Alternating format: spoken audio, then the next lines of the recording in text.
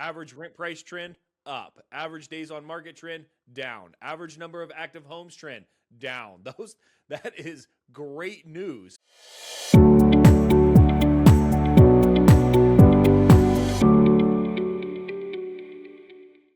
All right, let's jump into this month's market report. So we're going to go over the April 2026 data points for Indianapolis as well as surrounding suburbs like Fishers, Greenwood, Noblesville. We're going to get into all the data points so that we know what's going on and we see the trends. Let's jump in.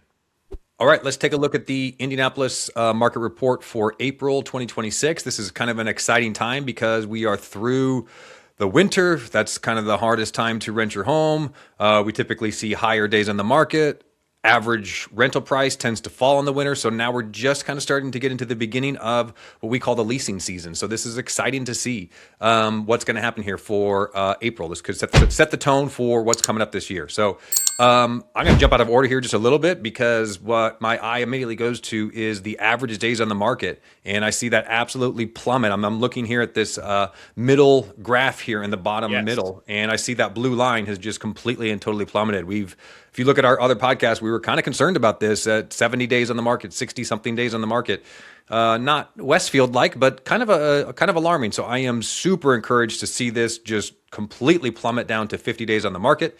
It's actually probably about right for this time of the year, right? So, I mean, as we get into the summer, we should see that 30 or below. So that's definitely heading in the right direction. So that is an amazing stat to take a look at. Also, average rental price, really unchanged year over year, but up 4% month over month. I'm going to chalk that up to seasonality. As you can see, it's kind of following almost the exact same trend line as it did last year. If I'm taking a look at that graph there in the bottom left, that is average price over time. So it's kind of good to see some consistency. A little bit of a bummer that we're not seeing any year over year increases. But again, with the overall macroeconomics and the nationwide, to see 4% month over month and then kind of flat year over year. Honestly, that's a lot better than most places in the country are doing. So it's still pretty encouraging, to be honest with you.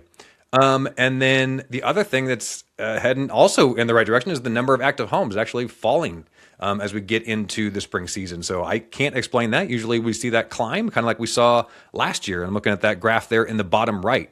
You would think typically the normal cycle of things is that as we get into the busier season, more people are moving, more people put their homes on the market, and you're going to see more inventory. Well, we're seeing the exact opposite this year. So that's, if I own a home, I'm loving that. That is fantastic. Less inventory, less competition. Love that. Average price per square foot is $1.08 per square foot. This is for single family homes.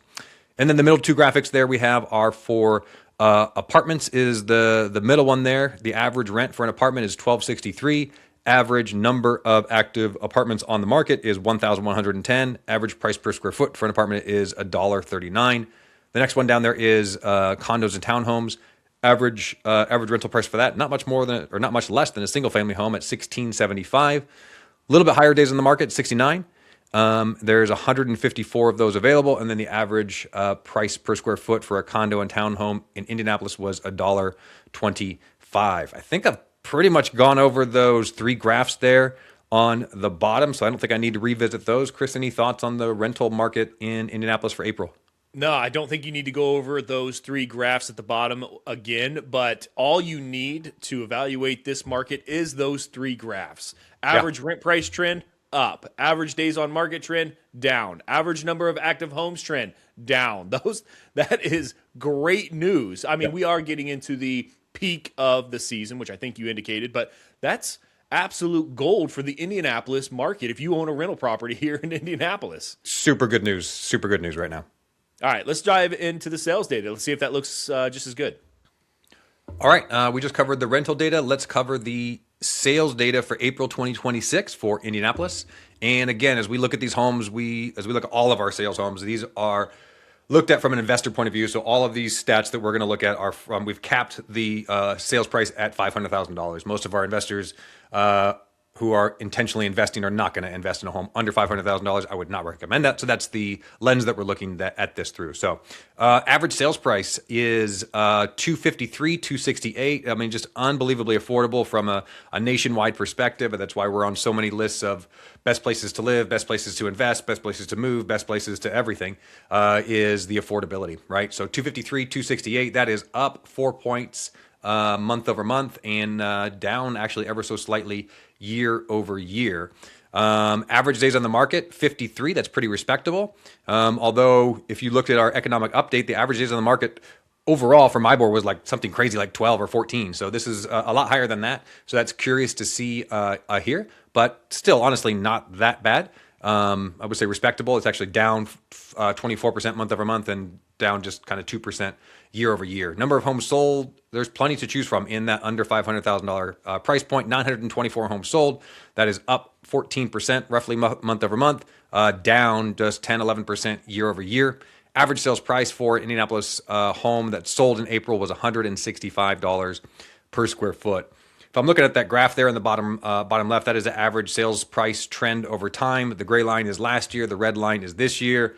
A couple zigzags, but for the most part, we're following last year's trend, and it's just basically seasonality.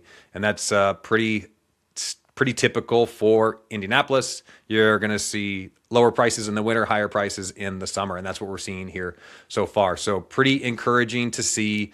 And again, despite the kind of bigger macroeconomics that's happening across the nation, we're on par with last year. So the sky is not falling. The prices are not plummeting like some of these things that some of these articles that you read. We're kind of staying steady. That's the beautiful thing about Indianapolis.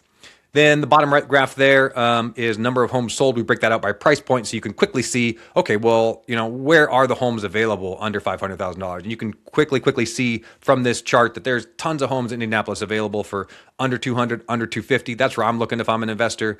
And it's not like there's just one or two in that area. There's literally I can't quite see, but 6,000 homes in that price point. So plenty to choose from. Indianapolis is a great market to invest in and super affordable. So really great news for the sales data for April. Pretty good. Pretty boring stuff here. I got to be honest. Yeah, it is pretty boring, but in an awesome way if you're an investor. Yeah, absolutely. Yeah, exactly. All right, let's jump into our next report here.